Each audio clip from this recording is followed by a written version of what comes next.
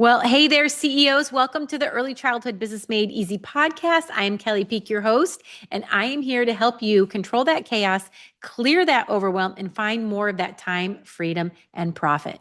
Now, whether you are leading a preschool, a play cafe, or an enrichment program, I am guessing you have a lot going on every day. Maybe you've got toddler classes on Monday and Wednesday. Maybe preschool programs every afternoon, maybe a special enrichment and art program on Thursdays, maybe drop-in care on Fridays. Oh, yeah, and maybe you just added a Saturday STEM workshop just because a few parents asked for it. You look at your calendar and you realize you are working 6 days a week across 7 different programs, and you checked your profit and loss statement last month. And unfortunately, your net profit, it was exactly the same as it was a year ago when you were only offering 3 programs.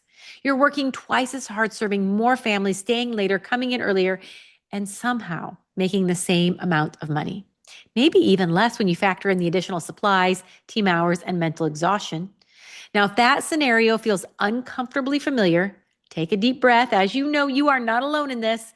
Many overwhelmed early childhood business CEOs that we work with have fallen into the trap of saying yes to every program idea, every parent request, every thought of, it would be so fun to offer, fill in the blank, without ever stopping to ask the most important question. Is this actually making me money, or is it just making me busier? And here's the truth about this struggle. You're not being a better business owner by offering more services.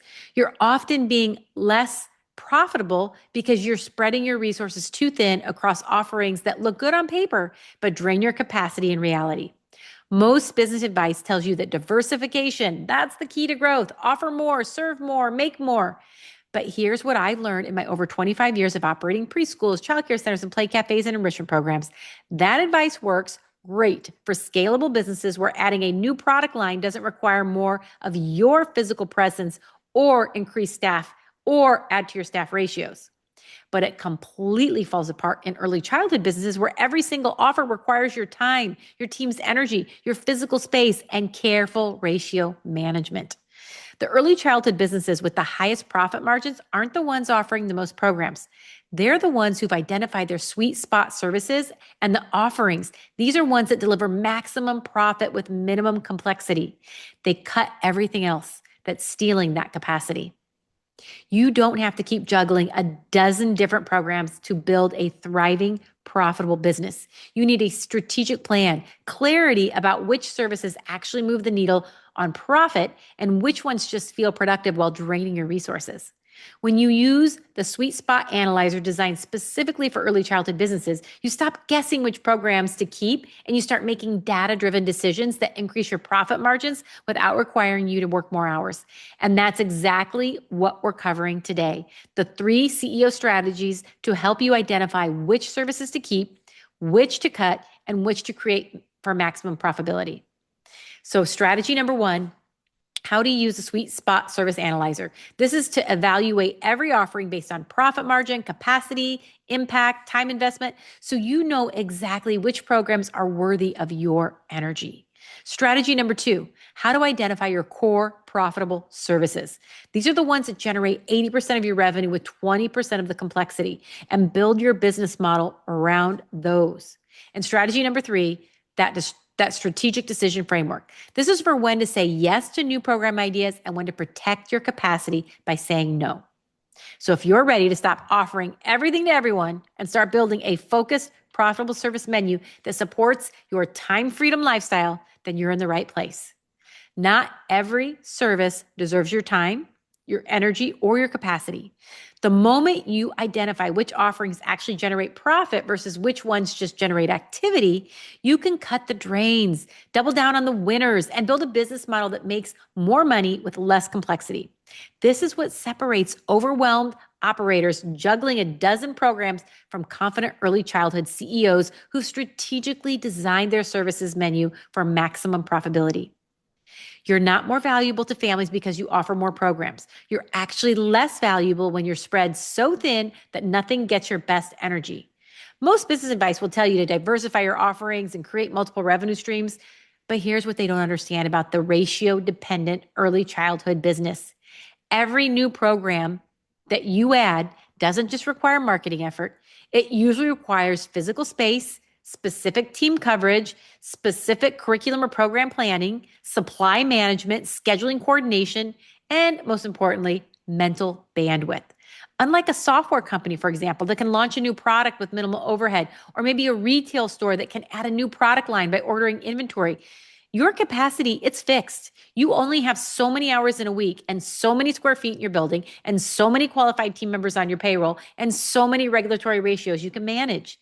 So when you say yes to a low profit program just because a parent asked for it or because it sounds fun, you're not just adding work, you're stealing capacity from those high profit programs that are actually sustaining your business. Confident early childhood operators understand that strategic focus isn't about doing less to be lazy. It's about doing less to be profitable. And you know my philosophy, it's all about doing less and adding more profit. Now, here's a fascinating statistic about business profitability. According to research from the Profit First methodology adapted for service-based businesses, 80% of most companies' profits come from just 20% of their offerings. 80% from only 20%. But most business owners and operators, well, they spend equal time and energy on all their services without ever measuring which ones are actually profitable. Now, this research isn't specific to early childhood businesses, but here's why it matters even more to our industry. When your capacity is locked by ratios, square footage, and licensing requirements, every hour you spend on a low profit program is an hour you can't spend on a high profit one. And unlike businesses that can scale infinitely by hiring more people, expanding more warehouse space, providing more widgets, you're operating within fixed constraints. A study from the McCormick Center for Early Childhood Leadership found that the most profitable early childhood programs weren't the ones offering the most services. They were the ones that identified 3 to 5 core offerings and built their entire operational model around delivering those exceptionally well. CEOs who understand this data make very different decisions about which programs to launch, which to sunset, and where to invest their limited capacity for maximum return. Now, there's a preschool owner.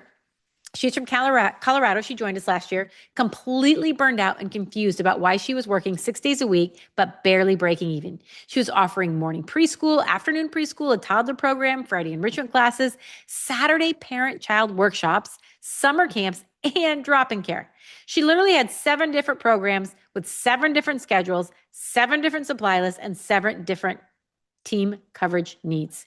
She was operating in pure yes to everything mode, believing that the more offerings meant more revenue.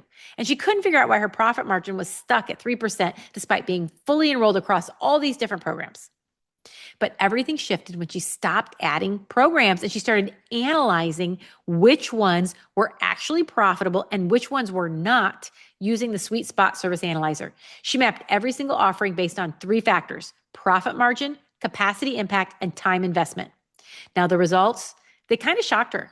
Her morning preschool program, the one she'd been running for 5 years, it generated 60% of her total revenue. And it required minimal additional complexity because she used the same team members, the same space, the same curriculum framework. All of it was the same every day.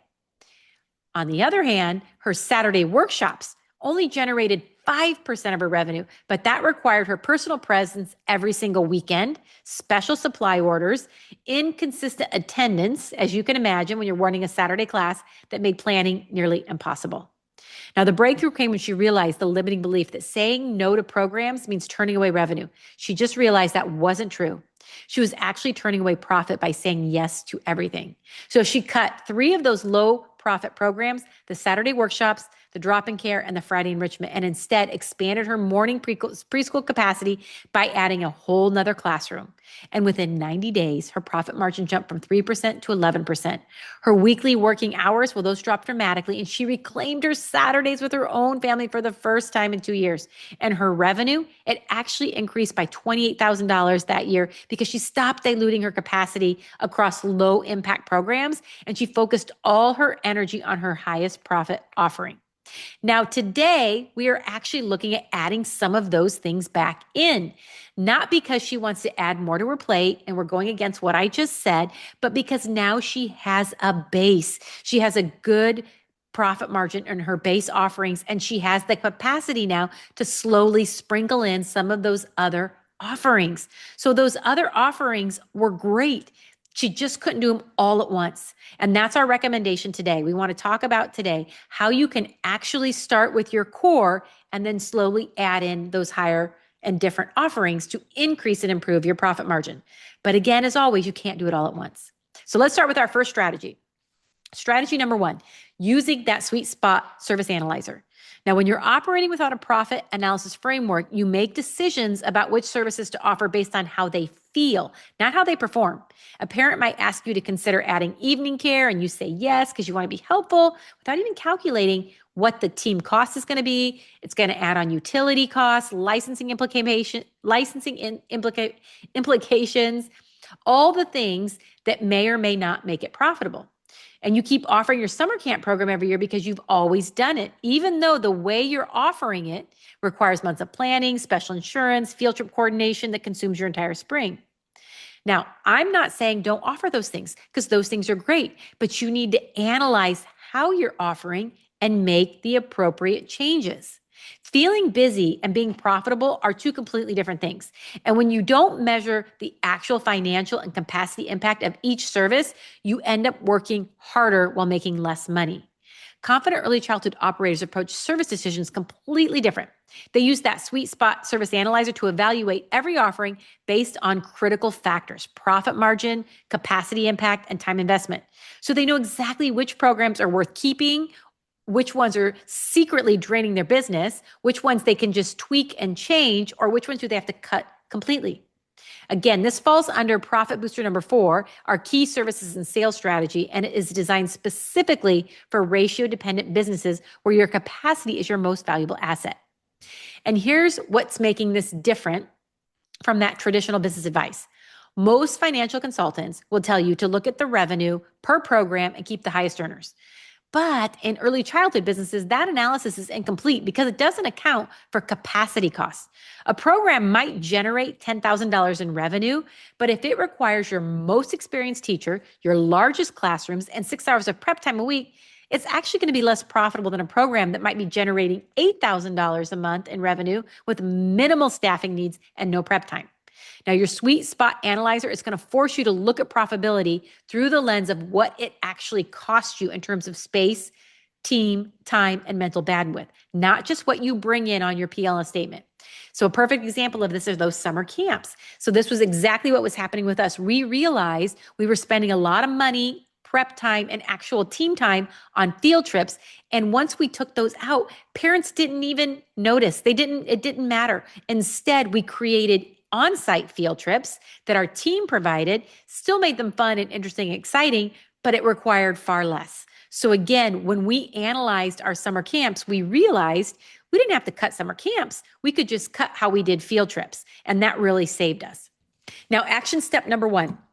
I want you to map every service you currently offer. List every single program, every class, service, everything. And I mean everything, including the small things like drop-in care, special events, one-off workshops. For each offering, write down the monthly revenue it generates, the direct costs. Now, this is your team wages, supplies, food, special insurance, anything that it costs that you have to pay out for. Then your capacity requirements. What is your building space, the facility, certain square footage? Do you have to have team to child ratios, equipment needs? What are some specific things there? And finally, the time investment. This is prep time, admin time, time you might have to coordinate with families. Then you're going to calculate the actual profit margin for each service by subtracting those direct costs from the revenue and dividing by revenue. So again, you take your profit margin, you take the actual cost of the services, subtract, so you take the revenue, subtract those direct costs, and then divide by the revenue. Now you're looking for services with at least a 30% profit margin after direct costs. Anything below that is probably not worth your capacity. So again, you want to target 30%. Now, if you're a small program, this might reveal that your mixed stage drop-in program generates very little profit because you can't maintain consistent ratios and you're constantly adjusting activities on the fly. If you're a larger business, you might discover that your infant room, for example, despite charging a premium tuition, it has the lowest profit margin. This is what happened to us. We cut our infant room. It was the lowest profit margin because our staffing ratios are now 1-4 and 1-3. We needed specialized equipment, the cribs, etc. Either way, the goal is seeing the real numbers, not just your gut feeling about which programs are doing well.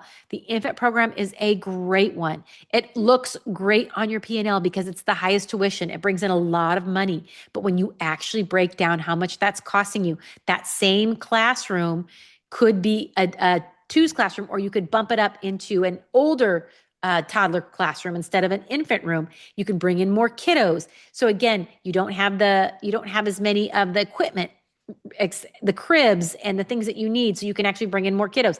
So that particular classroom, even though you generated more in monthly revenue, it was costing you more, so your profit margin was lower.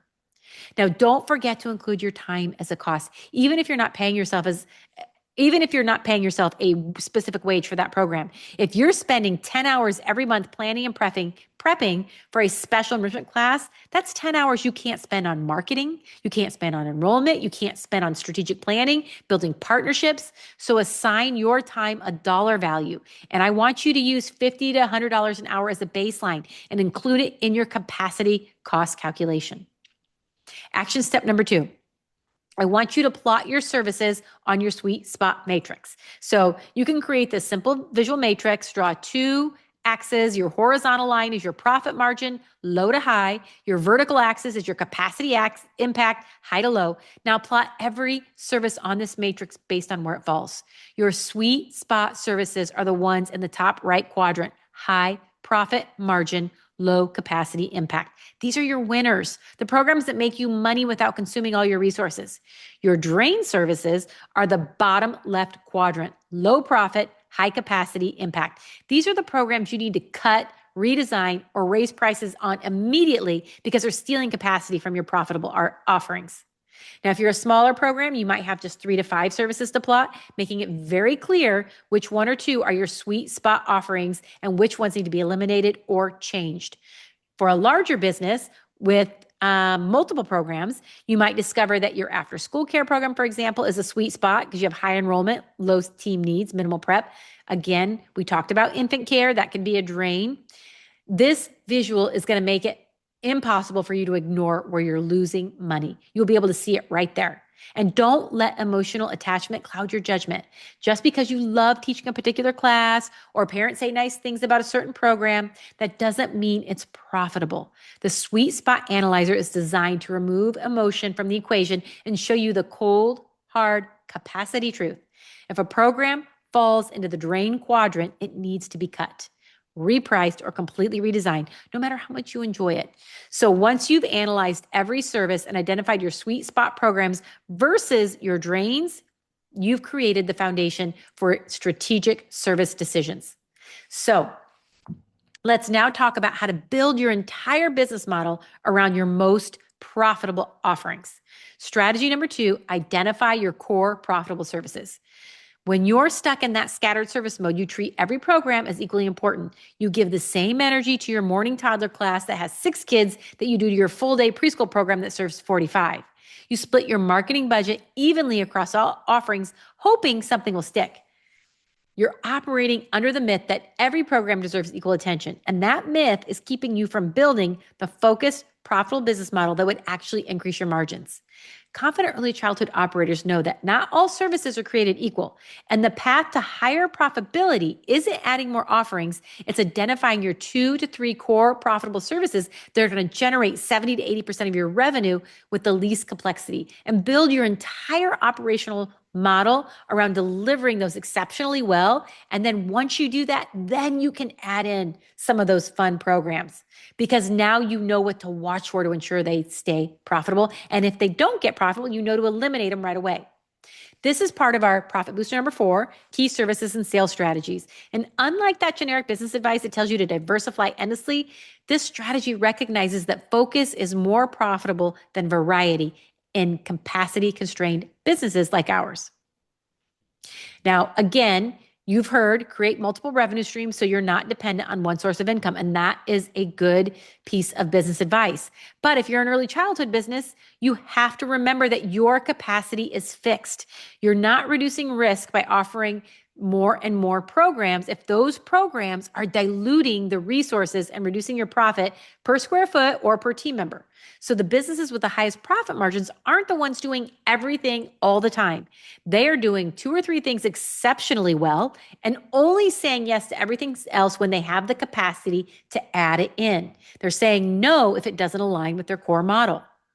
Action step number 1, I want you to identify your top 2 to 3 revenue generators. So look at your matrix, identify which 2 to 3 services generate the majority of your revenue while also falling into that high profit, low capacity impact quadrant. These are your core profitable services. These are the offerings that your business model should be built around. Everything else is either a complementary add-on that enhances your core service, or it's a distraction and becomes eliminated. So again, this is what I'm talking about. Once you get the core down, then you can add in those additional things. But remember, they need to enhance it or complement it, not distract from it. So for example, if you're a preschool, your core profitable service might be your full day, year-round program for 3 to 5-year-olds. If you're a play cafe, it might be your weekend party bookings, a weekday open play session, for example. If you're an enrichment program, it might be your after-school classes during the school year. Whatever it is, these 2 to 3 programs that if you lost them tomorrow, your business would be in serious trouble.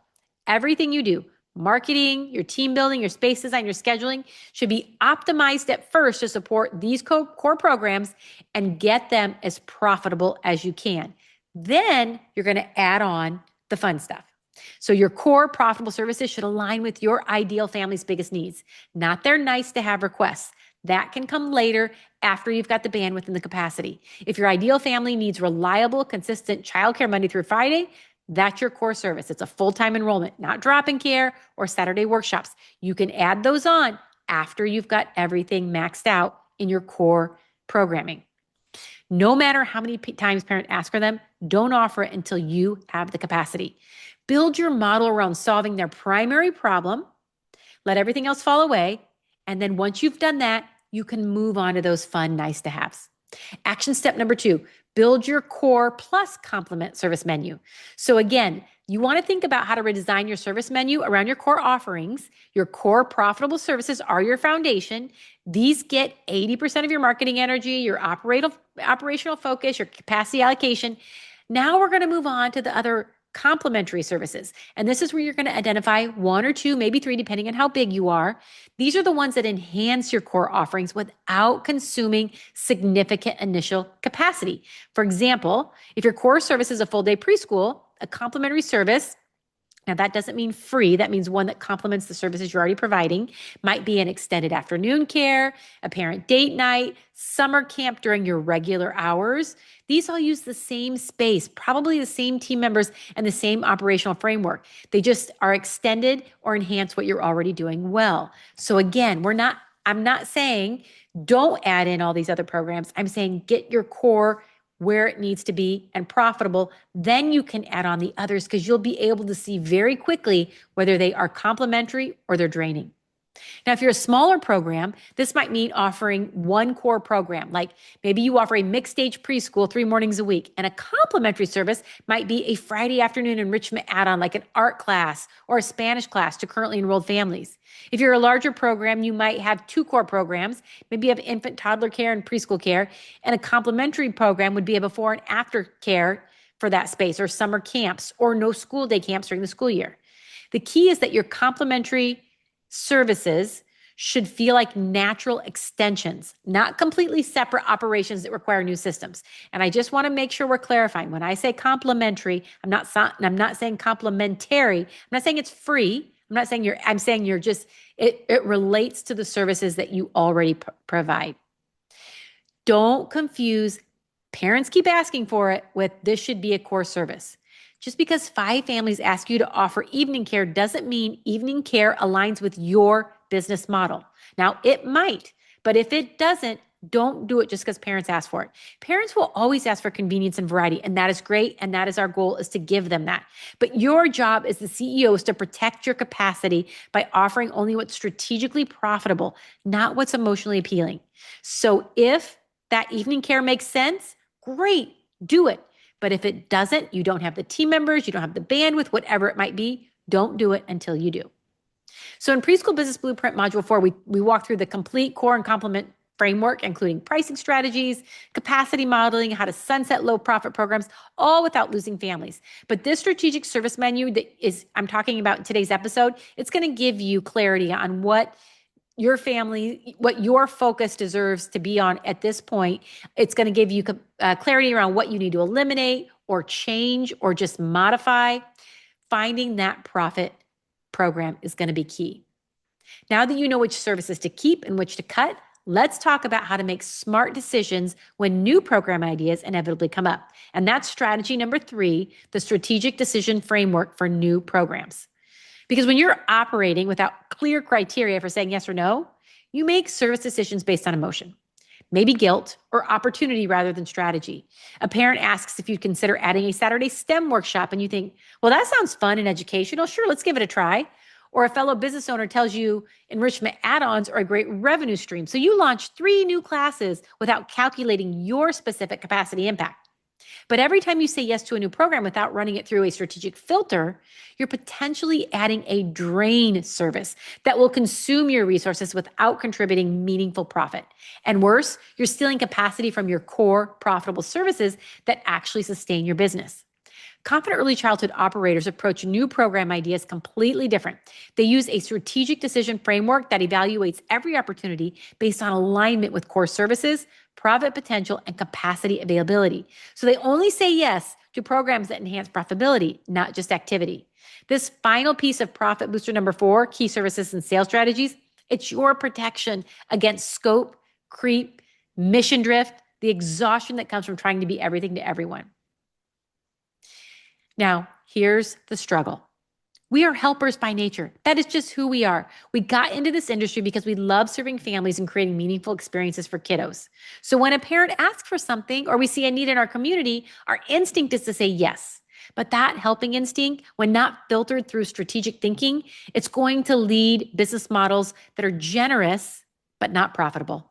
And a business that isn't profitable can't help anyone in the long term. The framework we're about to build gives you permission to say no to good ideas that aren't the right idea or maybe at the right time for your capacity and business model. Action step number 1, I want you to create your 3-question filter for these new potential programs.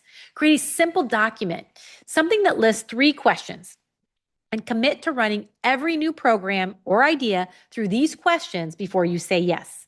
Question number 1, does this align with and enhance my core profitable services, or does it distract from them?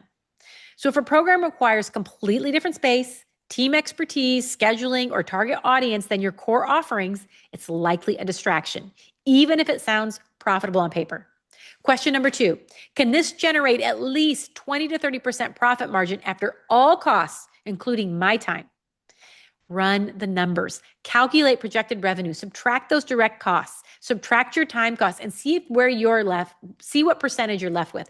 And it should be at least 20 to 30% profit. If it's not, it's probably not worth your capacity. And question number 3, do I have available capacity to deliver this program with quality and excellence without compromising my core services? And here, my friend, be honest. Do you have physical space that isn't being used during this program's timeframe? Do you have qualified team members and available? Do you have mental bandwidth to plan, market, and execute this without letting your core program slip? If the answer to any of these is no, then the program doesn't fit, no matter how good it sounds.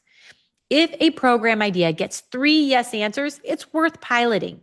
If it gets even 1 no, it may not be the right fit for your current business model, or it just may not be the right fit right now. And that's okay. Saying no to the wrong opportunities because it's not the right fit, or maybe just not the right timing, is how you protect capacity for the right ones. So create a future consideration list where you park those program ideas that sound interesting, but don't quite pass right now your 3-question filter. This allows you to acknowledge good ideas without immediately acting on them. And then you can revisit the list. Again, I've said this now several times. Once your core is stable and profitable and you genuinely have excess capacity, that's when you go back in and you add in the fun stuff. So put those on your future consideration list. Again, your 3 questions, if one of them is a no, it may just be no, not right now. Or maybe no, not with the team you have or with the resources you have. So keep that on your future consideration because things change and it may be a right time later on down the road. Action step number 2, I want you to set your annual service review calendar date. So schedule your annual service review. It's a quarterly, maybe biannual, maybe it's an annual, but do it at least once a year. Check in where you reevaluate every program you're offering using your Sweet Spot Analyzer. This isn't a one-time exercise. It's an ongoing discipline. So you do want to get to doing it once a quarter if you can. But right now, if your bandwidth only allows you to do it once a year, just do it once. Just get into that habit. Programs that were profitable 2 years ago, well, they might be drains now because your costs increased, maybe your ideal family profile shifted, or maybe licensing requirements changed. Schedule this review as a reoccurring event on your calendar. Again, maybe you do this the first week of January when you do your annual planning, or maybe you do it in the summer. Maybe you do it when it's a little bit slower time for you. Whatever that is, treat it as a non-negotiable CEO strategy, task, and time commitment. Now, during your service review, pull out that sweet spot matrix, update the numbers for each program based on current revenue and current costs, make those strategic decisions. Which programs stay exactly as they are, which need price increases to remain profitable, which ones may need to be redesigned, or which ones need to be eliminated. This regular discipline keeps you from drifting into, we've always done it this way. It ensures that your service menu stays aligned with profitability, not just tradition. Now, don't wait until you've burned out to cut a program. If your quarterly review shows a service has not been in the drain quadrant for 2 cycles in a row, if your quarterly review shows that it has been in the drain cycle for two quadrants in a row, it's probably time to make a change. So that's where you look at raise prices significantly, redesign the model, or sunset it entirely. Keeping a drain service because you feel guilty about disappointing a few families is choosing short-term emotional comfort over long-term business sustainability. This 3-question filter and annual service review, it's going to give you the systems you need to make strategic decisions continuously, not just once. And that ongoing discipline, it's going to be what keeps your business focused, profitable, and sustainable for the long haul. Remember, you are a CEO. You are operating a business. And so this is how you can lead like one. So let's recap what we just covered. You use the Sweet Spot Service Analyzer to map out every offering based on profit margin, capacity impact, and time investment. You finally have data showing which programs are winners and which secretly are draining your business. You've identified your 2 to 3 core profitable services that generate the majority of your revenue with the least complexity, and you've built your service menu around delivering those exceptionally well. And you created your 3-question filter and annual service review process so you can make strategic decisions about new program ideas and protect your capacity from scope creep. This is what it means to lead as a confident early childhood operator, a CEO, instead of just juggling a dozen programs and wondering why you're not more profitable. And this is exactly how you stop working harder for the same results and start building a focused business model that increases profit without increasing hours. Okay, my friend, it's time for our manifestation minute. So close your eyes and imagine this. 6 months from now, you're looking at your service menu and it's beautifully simple. You offer 2 to 3 core programs that you deliver exceptionally well. 1 complimentary add-on that enhances your core offerings, and that's it. No more Saturday workshops that require you to give up family time for minimal profit. No more scattered enrichment classes that consume hours of prep time. No more saying yes to every parent request and then resenting the complexity it creates. Your profit margin, it's jumped from 5 to 12% because you've cut the drains and you've doubled down on your sweet spot offering. Your team is less stressed because they're not constantly pivoting between 7 different program models. And you're finally working fewer hours while making more money because you've built strategic focus into your business model instead of scared activity. Okay, my friend, open your eyes. That's what's possible when you use the Sweet Spot Service Analyzer designed specifically for capacity-constrained early childhood businesses. That's not just wishful thinking. That's what confident early childhood operators who've professionalized their service strategy do every single day. Now, here's 3 action steps you can take this week to start this. First, complete that Sweet Spot Analyzer, list every program you offer, calculate the real profit margin, including your time, and plot each service on the Sweet Spot matrix. This is your data-driven roadmap for which programs deserve your capacity. Second, download the worksheet that's accompanying today's episode. It's going to walk you through this complete analysis and process, including capacity cost calculations, all of it. So it's at kellypeak.com. We're going to find information about this podcast episode 165. Third, and finally, I want you to identify one drain service. I want you to eliminate it, redesign it, or significantly raise prices within the next 90 days.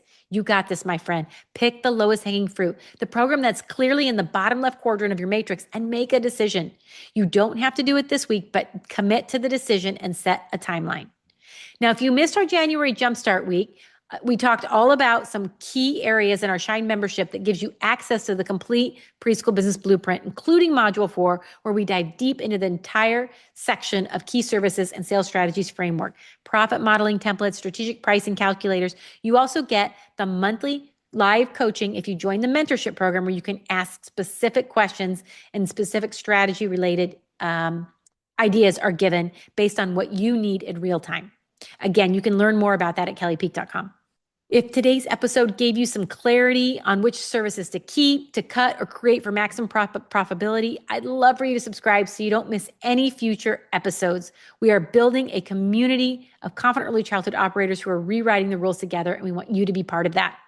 You started your early childhood business because you wanted to make a difference in the lives of kiddos and families. And you can absolutely build a thriving, profitable program without offering everything to everyone and burning yourself out in the process.